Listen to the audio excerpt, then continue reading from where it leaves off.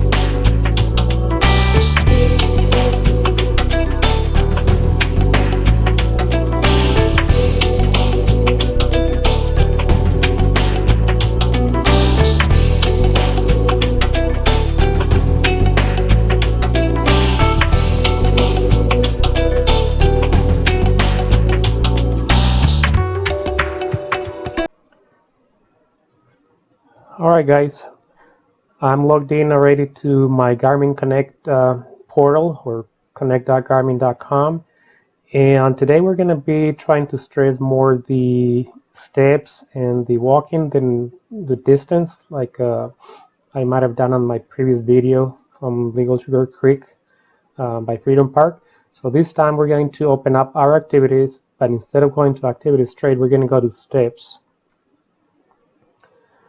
Obviously it's going to bring up well, this is just past midnight, so we're going to go to a couple days, or a couple days back to Saturday,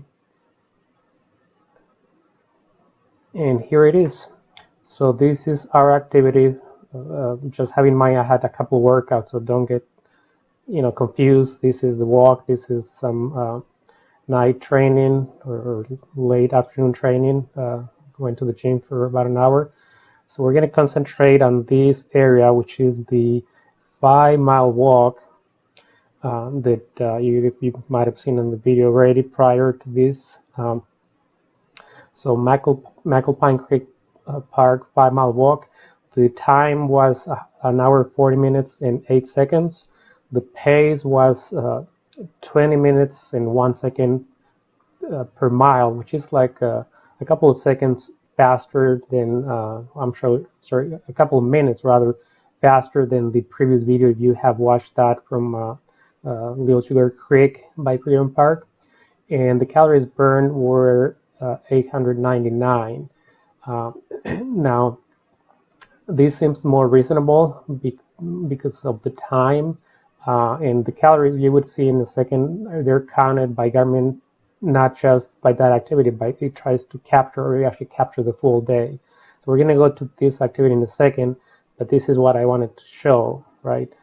So total steps is counting the full day where you were wearing the device, right? If you just look at the Garmin Connect, you would see here it's just over 10,000 steps here, right? Well, actually, the very end. It's kind of hard to pinpoint, but it was, I would say, that's the middle part, so it would be at the end. So I would say just under 12,000 steps for the whole walk, right? So this is not the super best device to track the number of steps unless it's the only activity you take and then you stop it immediately after you take it.